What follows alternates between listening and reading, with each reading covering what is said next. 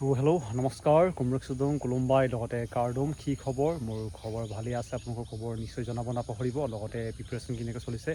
তো মই বৰ্তমান গৈ আছোঁ ৰানিং কৰিবৰ কাৰণে আৰু কিন্তু বৰষুণ দি আছে যোৱাকালিৰ পৰা মানে যোৱাকালি বুলি নহয় একদম এইকেইদিন এসপ্তাহ ধৰি বতৰ বেয়া লগতে আপোনালোকে বেকচাইড দেখিছে বৰষুণৰ কাৰণে বাৰিষাও বৰ্তমান হৈছে বৰ বেয়াকৈ এটা খবৰ আছে খবৰটো আপোনালোকক জনাবলৈ লৈছোঁ কাৰণ এইটো বহুত ইম্পৰ্টেণ্ট হয় বিশেষকৈ অসম পুলিচৰ কাৰণে আপোনালোকৰ হয়তো ভালকৈ মনত আছে আজিৰ পৰা প্ৰায় 2 মাহ 3 মাহ আগতে এমপ্লয়মেণ্ট এক্সচেঞ্জ চাৰ্টিফিকেটখন সকলোকে ৰিনিউ কৰিব কৈছিলে বৰ্তমান আকৌ এটা মেছেজ আহিছে অফিচিয়েলি আহিছে তো মই চেক আউট কৰিলোঁ লগতে ফোনো কৰিছিলোঁ এইটো সঁচা নে মিছা বুলি এইটো সঁচা হয় আপোনালোকৰ যোনটো যাৰ এমপ্লয়মেণ্ট এক্সচেঞ্জ চাৰ্টিফিকেটখন ৰিনিউ কৰা নাই সকলোৱে আকৌ কৰিব লাগিব যোনে কৰিলে তেওঁলোকে কৰিব নালাগে যোনে বৰ্তমানলৈকেও কৰা নাই তেওঁলোকে কৰিব লাগিব এইটো অফিচিয়েলি দিয়া হৈছে আপোনালোকক মই দেখাই আপোনালোকে চাইডৰ স্ক্ৰীণত দেখিছে তো ইয়াতে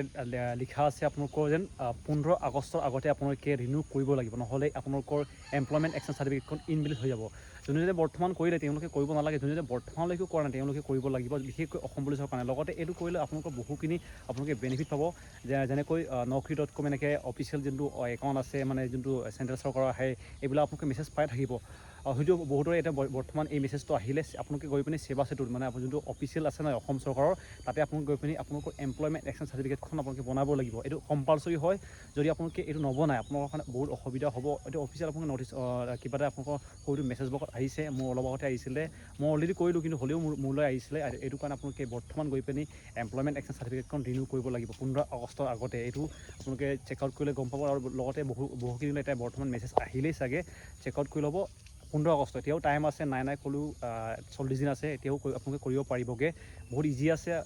যি আপোনালোকৰ ওচৰত ডকুমেণ্ট আছে তেওঁলোকে লগাই পিনি এইবিলাক বনাব পাৰিবগৈ তো এইটো আছিলে আপডেটটো গৈ পিনি এতিয়াই এমপ্লয়মেণ্ট এক্সচেঞ্জ চাৰ্টিফিকেটখন ৰিনিউ কৰি লওক এতিয়া বৰ্তমান মই গৈ আছোঁ ৰানিং কৰিবৰ কাৰণে আকৌ পিছত নেক্সট এটা ভিডিঅ' ভালকৈ এক্সপ্লেনেশ্যন কৰি দিম আপোনালোকে বৰ্তমানলৈকে বুজি পোৱা নাই এমপ্লয়মেণ্ট এক্সচেঞ্জ চাৰ্টিফিকেটখন কেনেকৈ ৰিনিউ কৰিব পাৰি যদি সুধিব আছে এইটো হৈছে মোৰ ইনষ্টাগ্ৰাম ID অমলান জ্যোতি বুলি আছে অমলান ইএম বুলি আছে ইনষ্টাগ্ৰাম আপোনালোকে মোক মেছেজ কৰিব আপোনালোকক ৰিপ্লাই দিব চেষ্টা কৰিম যি আপোনালোকে কনফিউজ হৈছে এমপ্লয়মেণ্ট এক্সচেঞ্জ চাৰ্টিফিকেটৰ কাৰণে লগতে এইটো কম্পালচৰি হয় অসম পুলিচৰ কাৰণে বিশেষকৈ যোনে বৰ্তমান প্ৰিপেৰেশ্যন কৰি আছে আপোনালোকক এখন ডকুমেণ্টৰ কাৰণে হয়তো ফেইল হৈ যাব পাৰে এইটো কাৰণে আপোনালোকে ডকুমেণ্টটো ৰিনিউ কৰি লওকগৈ আপোনালোকৰ 15 আগষ্টৰ আগতে